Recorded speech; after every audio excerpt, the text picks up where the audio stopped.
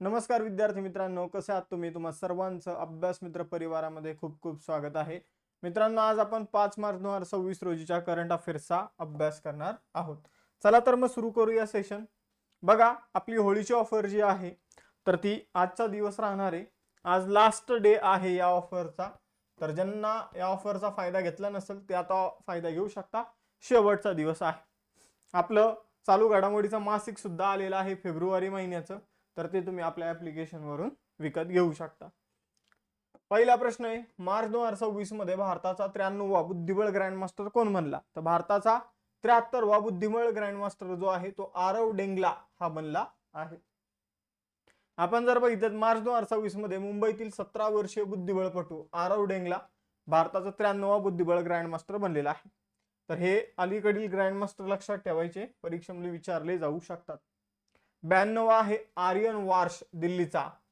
91 आहे VS Rahul तमिळनाडूचा. 90वा grandmaster आहे इलम पार्थी AR तमिळनाडूचा. आणि आता 93वा बनलेला आहे आरव डेंगला. प्रश्न क्रमांक 2 आहे, मार्च 2026 मध्ये राष्ट्रपती द्रौपदी मुर्मू यांनी दिल्ली सरकारची कोणती महिला केंद्रित कल्याणकारी योजना सुरू केली? तर राष्ट्रपती द्रौपदी मुर्मू यांनी दिल्ली सरकारच्या वेगवेगळ्या योजना ज्या आहेत ते सुरू केलेल्या आहेत. जसं की मोफत LPG सिलेंडर योजना, दिल्ली लखपती कन्या योजना, माझे भांडवल माझे हक्क योजना, गुलाबी राष्ट्रीय सामान्य गतिशीलता कार्ड याविषयक योजना. तर सगळ्याच योजना राष्ट्रपतींनी सुरू केलेल्या म्हणून पर्याय क्रमांक 5 उत्तर असणार आहे. तर आपण जर बघितलं तर राष्ट्रपती द्रौपदी मुर्मू यांनी नवी दिल्लीतील सशक्त नारी समृद्ध दिल्ली या कार्यक्रमामध्ये दिल्ली सरकारच्या 4 महिला योजनांची काय केलेली आहे? शुभारंभ केलेला आहे. या उपक्रमांचा उद्देश महिलांची गतिशीलता, सुरक्षितता आणि आर्थिक सक्षमीकरणाला प्रोत्साहन देणं आहे. महत्वाची योजना आणि राज्य बघूया. माझा किचन प्लॅन ही योजना पंजाबची आहे. होमस्टे अतिथीगृह योजना राजस्थानची आहे. ई बाईक दीदी योजना दिल्लीची आहे. मुख्यमंत्री श्री शाळा योजना हरियाणाची आहे. मुख्यमंत्री आरोग्य योजना पंजाबची आहे. अक्का पडी योजना कर्नाटक. अमे पडीबा अमार भाषे ओडिशाची योजना आहे. अटल विचल हे विचल आहे. फॉरवर्ड स्कीम आसामची आहे. ई आरोग्य संवाद उपक्रम राजस्थानचा. पापा पगली इनिशिएटिव्ह गुजरातचा आहे. बारपुत्र ऐतिहासिक गाव योजना ओडिशाची. प्रकल्प महादेव महाराष्ट्राचा. मुख्यमंत्री भारत दर्शन योजना बिहार. महिला कल्याण ऑन व्हील्स योजना तमिळनाडू आणि महिला सुरक्षा पेन्शन योजना केरळची आहे. प्रश्न क्रमांक 3 आहे, नवी दिल्ली येथे होणाऱ्या 11व्या रायसीना संवाद 2026 मध्ये प्रमुख पाहुणे कोण बनले आहे? तर रायसीना संवादावर प्रश्न विचारला जाईल. महत्वाचा मुद्दा आहे हा. 100% प्रश्न येईल रायसीना संवादावर.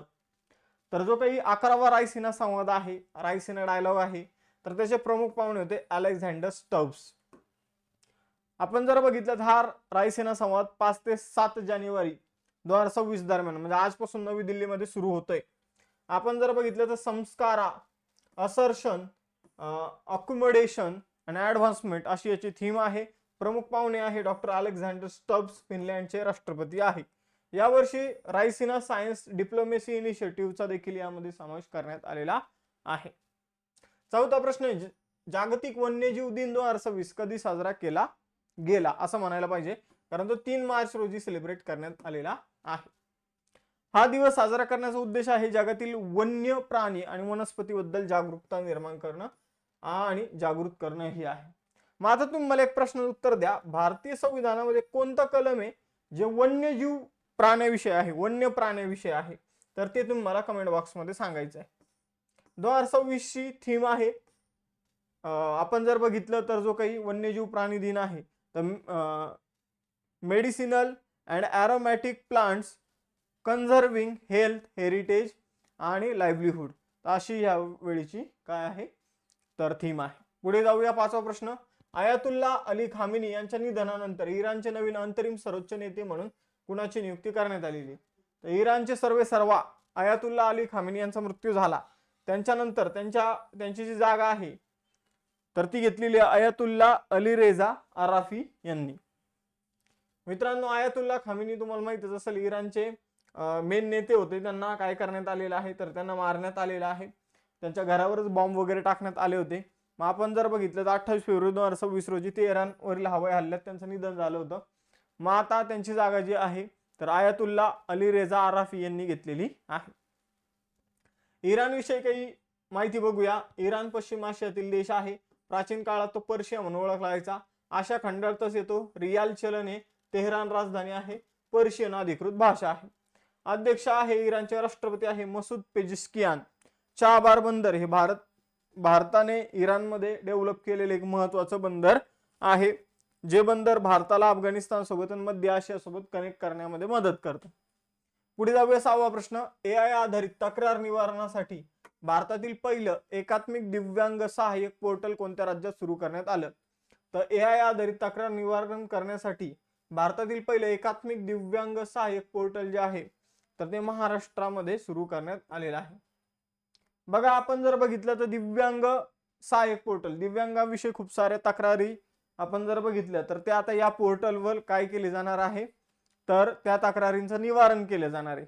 महाराष्ट्र सरकारने एकीकृत ऑनलाईन दिव्यांग सहाय्यक पोर्टल लागू केलेले आहे, ज्याद्वारे दिव्यांग व्यक्ती आता कोणत्याही कागदपत्राशिवाय ऑनलाईन पोर्टलला भेट न देता योजनांसाठी अर्ज करू शकतात, आपल्या तक्रारींचं निवारण करू शकतात. मित्रांनो, ही ऑफर आहे, होली कुपन आहे. आज शेवटचा दिवस आहे ऑफरचा. यासाठी तुम्हाला आपला अभ्यास मित्राचा ऍप डाउनलोड करायचा आहे. पुढे जाऊया 7वा प्रश्न. मार्च 2026 मध्ये भारताने कोणत्या देशासोबत $2.6 बिलियन युरेनियम पुरवठा करार आणि महत्वाच्या खनिजांवर सहकार्य केलं? तर भारत आणि कॅनडामध्ये $2.6 बिलियन एक करार झालेला आहे. त्याला अब्ज पण म्हटलं तर बिलियनलाच. तर आपण जर बघितलं तर नरेंद्र मोदी आणि कॅनडाचे पंतप्रधान मार्क कार्नी यांनी नवी दिल्लीमध्ये द्विपक्षीय चर्चेदरम्यान हा करार केलेला आहे. कॅनडियन कंपनी कॅमिको आणि भारताच्या अणुऊर्जा विभागादरम्यान हा करार झालेला आहे.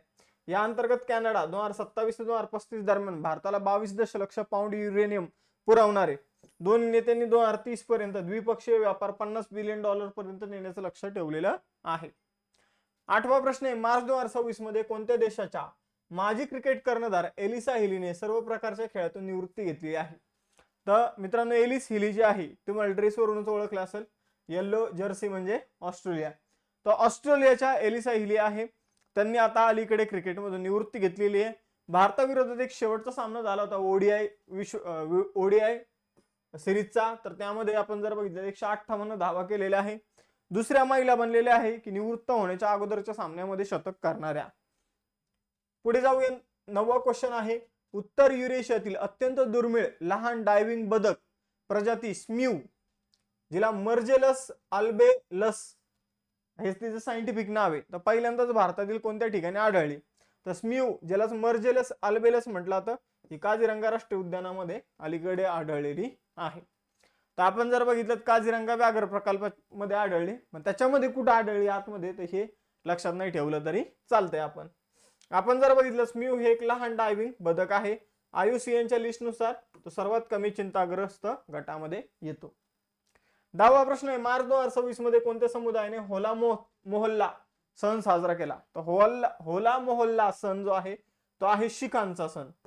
तो होळीच्या अगोदर हा सण सेलिब्रेट केला. तो गुरु गोविंद सिंगजी यांनी 1701 मध्ये हा सण सुरू केला होता. हा जो उत्सव आहे हा शौर्य आणि शौर्याचे प्रतीक म्हणून साजरा केला जातो. होळीच्या एक दिवस अगोदर पंजाबमध्ये हा 3 दिवसीय महोत्सव जो आहे तो सेलिब्रेट केला जातो. 3 दिवसांचा मार्शल आर्टचा उत्सव आहे. आनंदपूर साहिब मध्ये मोठ्या उत्सवामध्ये याचं सेलिब्रेशन होतं. पुढील प्रश्न आहे. कोणत्या भारतीय विमानतळाने सलग दुसऱ्या वर्षी 2025 चा ASQ बेस्ट एअरपोर्ट ऍट अरायव्हल्स हा जगात जागतिक पुरस्कार जिंकलेला आहे? तर मँगलोर आंतरराष्ट्रीय विमानतळाने आपण जर बघितलं तर बेस्ट एअरपोर्ट ऍट अरायव्हल्स हा जागतिक लेवलवरचा पुरस्कार जो आहे तो सलग दुसऱ्यांदा जिंकलेला आहे. हा सन्मान एअरपोर्ट काउन्सिल इंटरनॅशनल वर्ल्ड कडून दिला जातो. 12वा प्रश्न आहे. मार्च 2026 मध्ये कोणत्या शहराने एका तासात 2,51,446 रुपये लावून गिनीज वर्ल्ड रेकॉर्ड मध्ये नाव नोंदवलं? तर हे नाव वाराणसी शहराने नोंदवलेलं आहे. आता एवढी रोपं तर लावलेली 2,51,446, पण त्यामध्ये पाणी घालणं पण गरजेचं आहे. रोपं लावून काही होणार नाही, ती झाडं मोठी पण झाली पाहिजे. मग आपण जर बघितलं तर चीनमध्ये 8 वर्षापूर्वी एका दिवसामध्ये 1,53,000 झाडं लावली होती. आता वाराणसीने हा रेकॉर्ड तोडलेला आहे. चीनमध्ये एका तासात 1,53,000 झाडं लावली होती. वाराणसीमध्ये एका तासात 2,51,000 झाडं जी आहे ती लावण्यात आलेली आहे. आजच्या टेस्ट क्वेश्चन बघा, 93 बुद्धिबळ ग्रँडमास्टर कोण बनला आहे, त्यानंतर भारताने युरेनियमसाठी कोणत्या देशासोबत करार केलेला आहे हे तुम्हाला सांगायचं आहे, आणि 11वा रायसिना संवादाचे प्रमुख पाहुणे कोण आहे हे तुम्हाला सांगायचे. आणि होळी ऑफरचं कुपन आहे होळी, हे इथं डिस्काउंटेड फीतून बघू शकता. तर ही बॅच तुम्हाला आपल्या ॲप्लिकेशनवर बघायला मिळेल. ज्या काही वेगवेगळ्या बॅचेस आहे ते तुम्हाला ॲप्लिकेशनवर बघायला मिळेल. फेब्रुवारी महिन्याचं नवीन मासिक सुद्धा बघायला मिळेल. मग आज थांबूया, आपण इथं भेटूया नेक्स्ट सेशनमध्ये. चलो बाय बाय, जय हिंद.